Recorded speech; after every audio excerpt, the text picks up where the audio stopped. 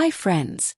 It's been 5 years now since my mom passed from dementia, and looking back, she had plenty of subtle signs that my brothers and I overlooked for decades. Early intervention could have slowed down her memory loss. So in this video we're going to talk about 10 early signs to look for in your loved ones. And we'll also talk about effective actions that you can take today that have been shown across the globe to improve brain health. Now, front-loading effort in life is always going to be better, especially when it comes to dementia. Now, I know this to be true. As a medical doctor and a daughter caring for my mom, that we know we can slow down cognitive decline in many types of dementia through lifestyle, especially since there are no effective medications. On the other hand, lifestyle can also speed up dementia.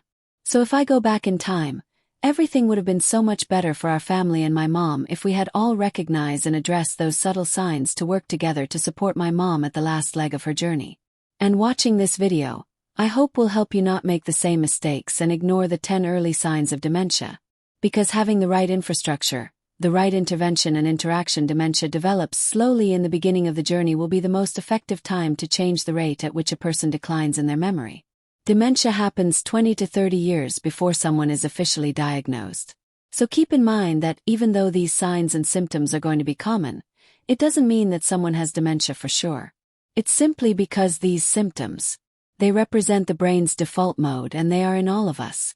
We have all these signs and symptoms. This is a brain's basic physiology to protect us from danger and to save energy. But in a healthy brain, we have the ability to course correct, to change ourselves, to train ourselves, to overcome difficult thoughts and not let default thoughts dominate our thoughts and personalities.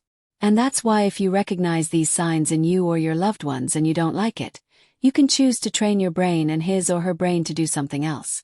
Professional help often can speed up the training and give you ideas of what else you can do. The good news is, if you recognize and want to change, these are both great signs that you have a healthy brain. And the key is to preserve that brain and to improve your brain health. So number 1 is losing things, getting lost or getting disoriented. Have you ever misplaced your keys or wallet? Frustrating, isn't it? Or maybe you've parked your car in the parking lot and then struggled to find it, spending hours looking for it. Yes, I know this is very common, and these are some of the things. Genetics aren't the whole story that my mom did way before she was diagnosed with dementia. Misplacing things. However, this is also a very common early sign of dementia. And for someone with a healthy brain, they will be able to make a course correct just about it immediately. Now, I once misplaced my key and I found it right next to me on the seat. I didn't put it in the same spot. From then on, I designated one spot for my keys, so I haven't misplaced it since. But that's because I realized that I just needed routine. So I started a routine for myself. A healthy brain is able to do that. Make that leap of logic and recognize their mistake and correct it. But a person who has dementia don't recognize it, don't know how to course correct, and will struggle and continue to misplace the same items or get lost in real time even while they're driving. And this can happen on routes that they've driven for years. Disorientation with location is a telltale sign of early dementia. Now, it's important to recognize these early signs and then intervene. Help can come in different supportive ways. Number 1 is to develop a routine. Number 2, driving at that point really shouldn't be part of that routine. Help them. They'll store their house keys or other keys in specific places. And simply you may just have to follow them along and pay attention to where they put things. Every caregiver should really help them with finding their items, because it can cause them a lot of frustration. And if they pay attention to where they place things, just like following a toddler, then you will be able to avoid other problems. Play memory games to train their brain. How the brain loses fuel. Memorize random facts. Practice helps the brain. It's a brain's way to exercise and have fun doing it. Now, the parts of the brain that remembers location and supports navigation are really centered on the side of your temples and in your medial temporal lobe, especially the hippocampus inside. Now, the hippocampus, it's a brain structure that actually can increase in size even as an adult. It's what builds a cognitive map and allows you to remember where you are, how places are related to each other, and how to get from point A to point B. It works together with other structures like the intracranial cortex, which acts as a gateway between the hippocampus and the rest of the cortex.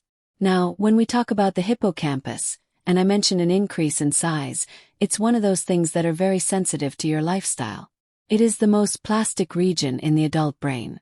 And like I said, can literally change its size as well as its function in response to your lifestyle and your metabolic signals. So several foods and behaviors are consistently associated with larger hippocampal volume and better memory. And this is across human and animal studies. Number 1 is regular aerobic exercise.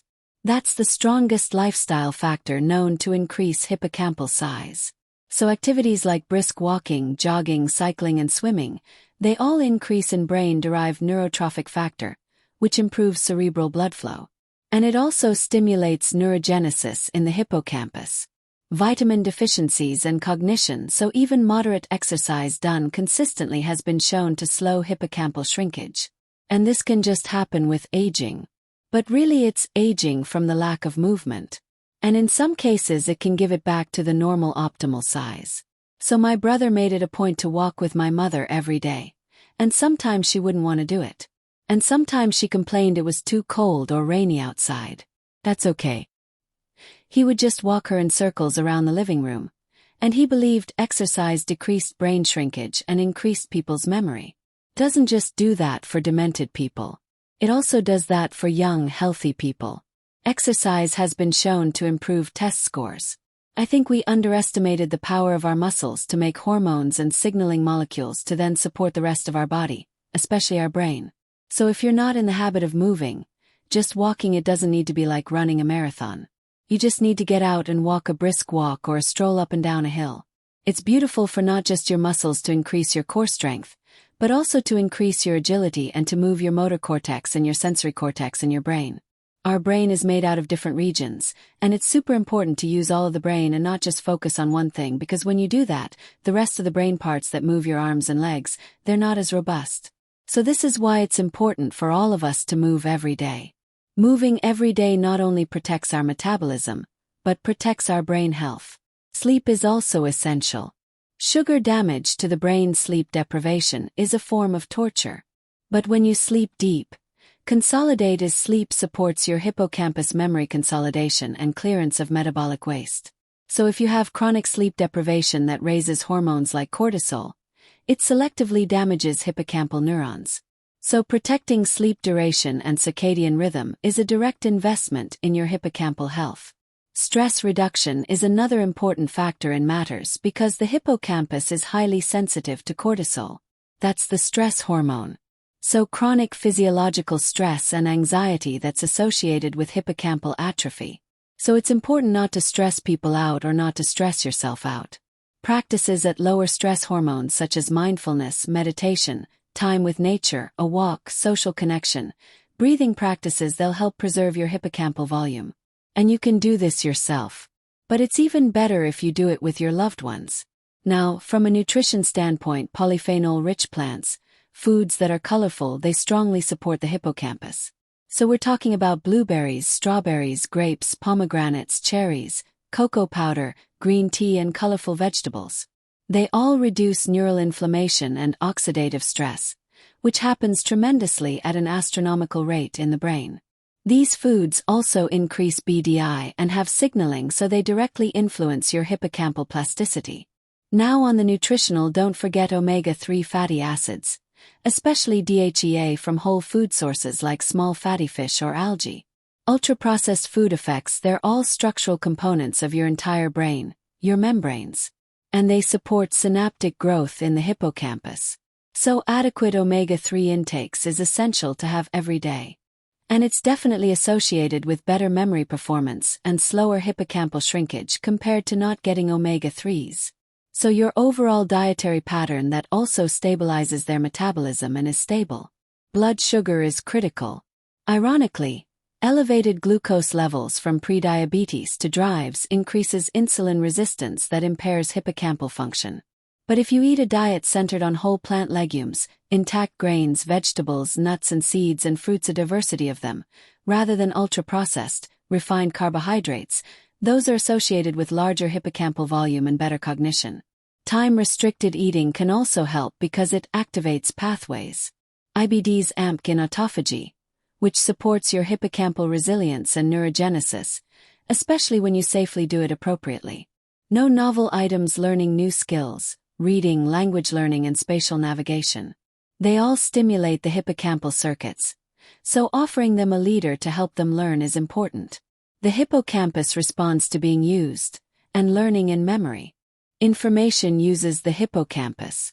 The number 2 issue is choosing social isolation. People have dementia, often choose to be alone, and it is extremely hard to get them to engage with people with advanced dementia. And yes, I understand it's common for many people to choose to be isolated. Alcohol and memory loss. Remember how I said that symptoms of dementia can start 3 decades before they get an official diagnosis? Well, 3 decades before, I bet they were pretty isolated too. So choosing to spend all your time by yourself, locked up with isolated in your room, is not healthy no matter who you are, and it increases your risk of dementia. But there is something you can do about that right now. Plan events with friends. 10 family events. 10 group activities. Go to your local church. Go join a club. Social isolation is not a way for brain health, and connection is a way to reserve and conserve your brain. Your brain really just wants to conserve energy and protect itself, and it takes a lot of energy to engage with people. This is because the brain has several interconnected parts to work together for socialization. The key regions are the frontal, temporal, limbic systems, and by working together, they coordinate perception, emotion, decision-making, and reward to then socialize again. And the only way to exercise these regions of the brain like this is to social interactions. And that means you have to meet and talk to people face to face. Now, there are some brain regions that get activated when you're talking, when you're looking, when you're listening, by connecting with people. And yes, it is very normal to feel a little stressful, maybe a little anxiety and fear when it comes to meeting new people. This is the brain's default mode. Overlooked early symptoms. Remember to protect yourself and conserve energy. It doesn't want you to do these things, but being isolated isn't a healthy way to interact with the world. We should be interacting, connecting with people who aren't threatening or dangerous. So a healthy brain recognizes and is able to overcome those negative emotions and thoughts and to really spin it through a positive experience. But someone with advanced dementia, they won't be able to do that. So if you notice that your loved one is struggling and choosing to be isolated, then maybe bringing in someone familiar, their buddy, to get them to go out, get them to talk. People can just go to places, the library, the church, senior centers, just go and meet people frequently. That is part of the training in healthy brains, and even those who have early dementia, they can be trained to overcome social stressors and anxiety of socialization, but oftentimes they'll need someone to help them. And I know in this internet and social media landscape, so many people are reluctant, even fearful, I would say, to talk to strangers. And it's become so prevalent that some of us, we accept this as being the new normal. Well, this is not normal, folks. Even if it is prevalent, it is unhealthy for the individual and for our entire society. It's kind of like saying urinary tract infections are common. So therefore they're normal, especially in women. But it is not normal to have an infection in the urinary tract, even if you're female. Let's not normalize have normal behavior like social isolation. So let's exercise and connect yourself. Train a range to be healthy by engaging with different people. Chronic brain inflammation in different communities. And we do this starting when we're young. It doesn't count when we're responding to texts and chats and emails and commenting on social media, when nobody can respond and does not replace face-to-face social interactions. And if you're fearful to get some kind of communicable respiratory disease, well, stay outdoors when you interact with people so that you have this constant free-flowing air, or open your windows and doors and turn on a HEPA filter. If you are going to be indoors, and you can always wear it in 95. Hi friends, I am so thrilled that you want to take charge of your health and take charge of your food. Now, I know nutrition can be complex, but it doesn't have to be. And I'm here to support you in this lifelong journey. So if you point your camera app to this QR code, it'll take you to a link for a free handout that I created just for you. And if you like it, if you want to see other handouts, please go to the link in my show notes. And then you can leave me your feedback on what I could do to help you in your journey. Okay, back to the video now. Now, within the intro cortex, there are special neurons called grid cells that help encode distance and direction, while the hippocampal place cells fire. When you are in a specific location, the frontal lobes there also contribute by integrating spatial attention and body orientation, which helps you understand where you are in space, relative to other objects around you. And this system is one of the earliest systems affected in Alzheimer's disease and other dementia. Infections that affect the brain. And notice, we've been moving around the brain from front to the sides to the insides of your brain. And your brain is really like a muscle. You need to work it out. Otherwise it'll atrophy just like your muscle. And when it atrophies, it runs out of power. And that becomes a disease like Alzheimer's disease and Alzheimer's. It's thought to begin with the abnormal formations of proteins like tau proteins that accumulate in the intracranial cortex. And then it spreads to the hippocampus. And so because these visions, they're essential to spatial memory and navigation. Early damage shows up clinically as getting lost in familiar places, having difficulty following routines that were once automatic, or confusion about where one is, even when memory or facts or words still seem relatively intact. Now, you may recognize family members and they're still holding a conversation, yet they struggle to find their car in the parking lot or navigate to their own neighborhood. That is why problems with location and memory and navigation are considered one of the earliest cognitive red flags for dementia. We like structural and functional injury to the hippocampus. Intracranial networks, often before widespread cortical involvement occurs. Now clinically subtle spatial disorientation. They can precede more obvious memory loss, language problems or executive function by years, making it an important warning sign. Now, my life was forever changed when I realized that my mom was demented. Looking back, I honestly saw signs way before then. You know, she would get lost getting to my house, a drive in which she did for years. However, it just takes one incident. Just one day. Toxic exposure over time. She was so lost.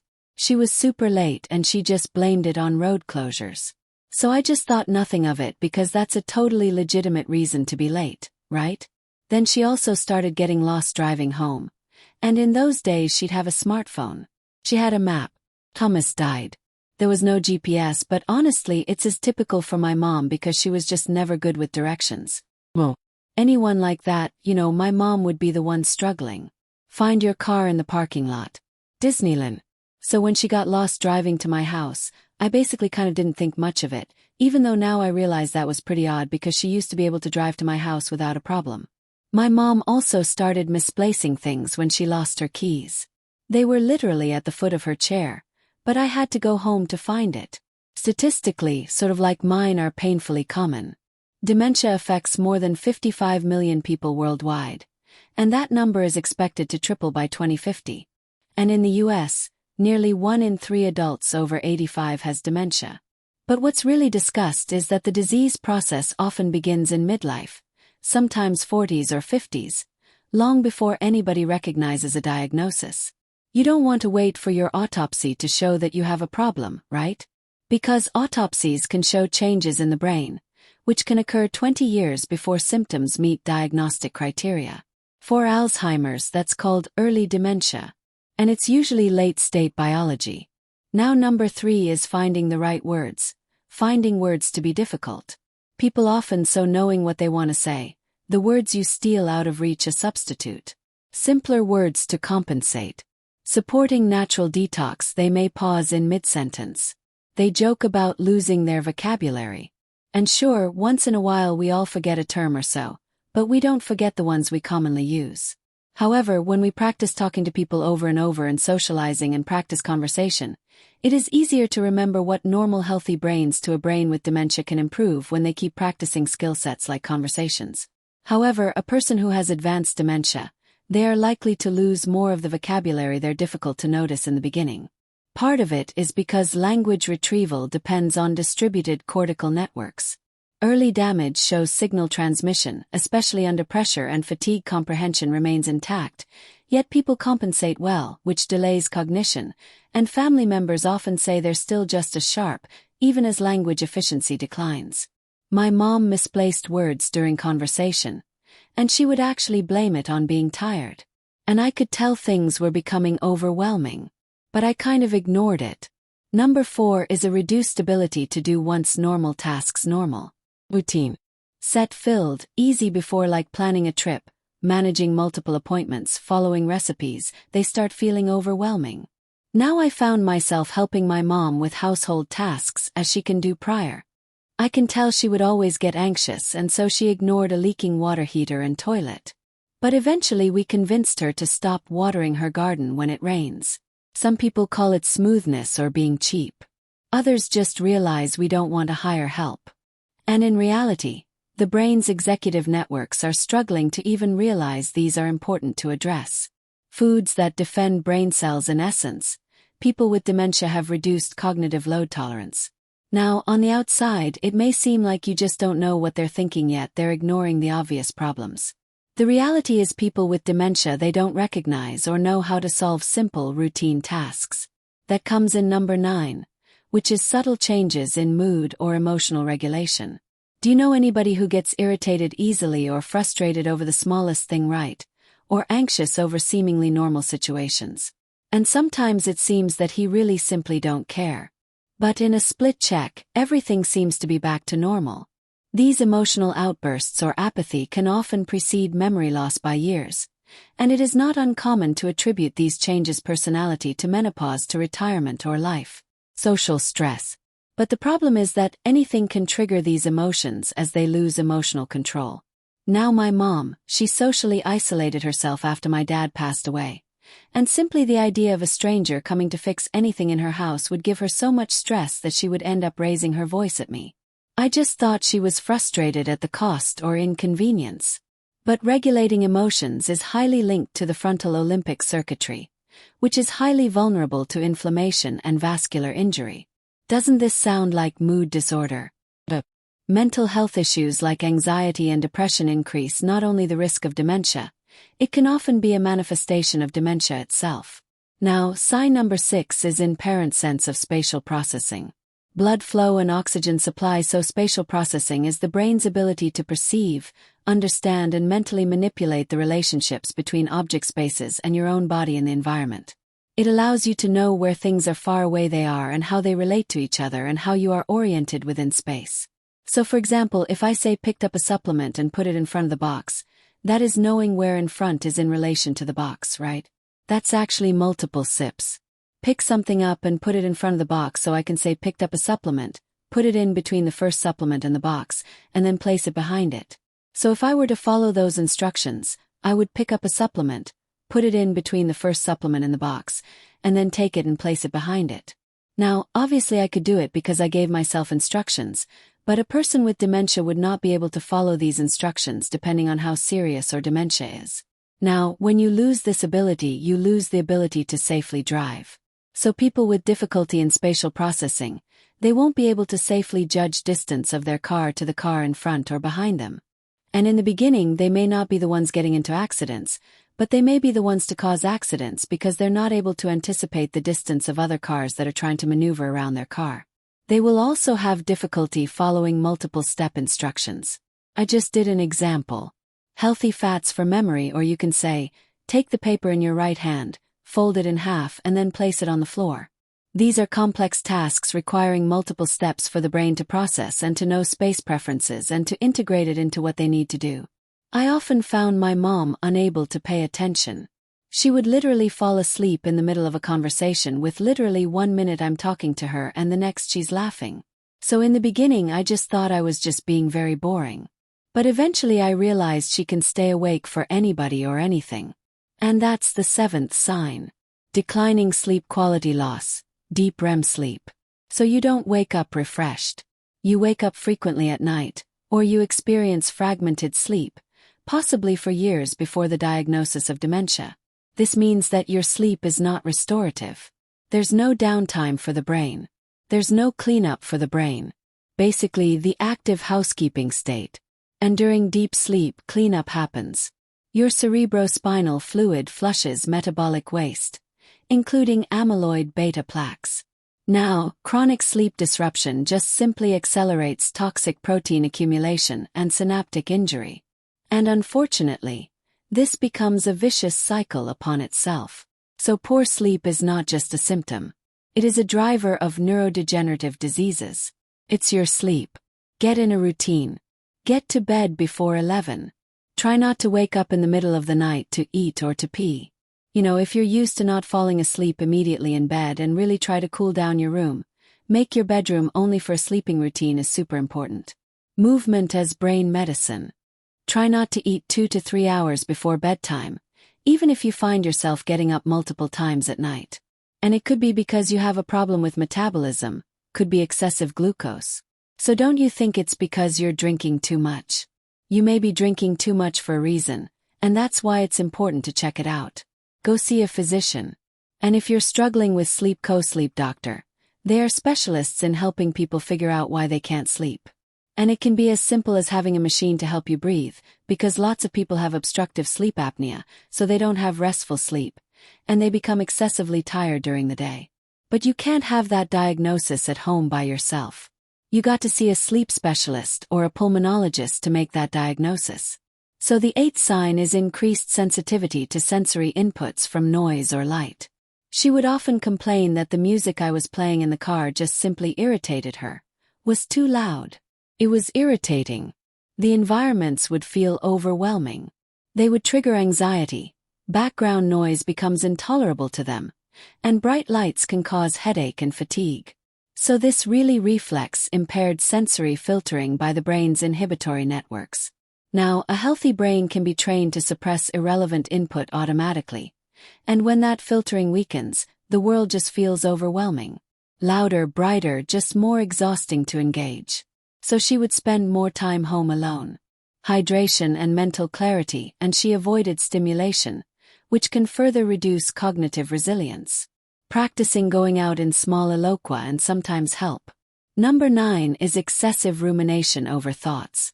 It's often a repetitive negative. It's really the same thought over and over, and it uses this loop without any resolution. It's commonly actually seen in depression, anxiety, and is associated with increased stress or sleep and difficulty concentrating and dementia. So sometimes these thoughts, they can be so inhibiting and so negative against a particular person. So my mom's case, she would pick on an extended family member, and that family member couldn't do anything right. It's like nothing she could do could ever please my mom. Even though this person was the sweetest person and loved and cared for her. But in my mom's mind, there was always an ulterior motive for everything that she did. So in the beginning, I found myself defending her, and no matter what I would say though, my mom just believed what she believed. And then we would get into arguments, and then my mom would just be even more upset and irritated. This was beyond stubbornness. One day I realized that this was a sign of moderate to advanced dementia. And the best way to handle this situation was really just simply change the subject. You can't argue with illogical logic, so there's no point in trying everyday prevention habits because everybody just gets really mad and frustrated. They have conversation. Just was getting emotional for both parties. So I just realized distraction works best. It's best to distract people in something else. Change a conversation, do something enjoyable and pleasant. Take the mind off of those ruminating thoughts. Number 10 is really trouble. Organizing the house gets messy. Refrigerators overstuff with rotten food, does Alex laundry piles up, and appointments are simply missed. And in the beginning it may seem like that person has been living in a mess their entire lives. But the difference is that this mess is amplified so much that it becomes unlivable, and sometimes the house becomes dangerous. Helping the person organize, simply doing activities of daily living, is super important for the person who is demented to practice that. Folding clothes, washing laundry, washing dishes, watering the garden, if they can all be safely done with supervision, and they should be done because this thing helps and reminds people that these are the things that brain should be doing, like the body should be doing. Oftentimes, loved ones get in the habit of doing these things for them because they feel bad for them, but actually doing those things, key takeaways for brain health for them, takes away exercise for the brain, for structure, routine, and practice to do these activities of daily living. So it's important that that's still involved. But some things may need to be supervised, like going out in the backyard or garden or front yard. They may be supervised, or they may wander away or leave the water on or do something else that could be harmful. Cooking is also another activity that they should practice. But at the same time they need to be supervised because it could be very dangerous by using utensils or cutting equipment or fire and gas. My mom, she would burn food quite often, and I realized she would, like, once I think she burned her chicken outro, the same pot of chicken that she was trying to cook several times. And so she messed up like 3 pots trying to cook chicken. And it was the same chicken. This kind of irrational, illogical logic they don't realize is rational or logical. And that's why they need supervision. And the more supervision they get, The more they are reminded to practice and see things in the correct point of view so that the next time they do it, they'll do it a little bit better. And the food that they eat and they choose to eat is super important and to preserve their brain health. I had mentioned some of them in the beginning, but if you want to learn more, watch next video.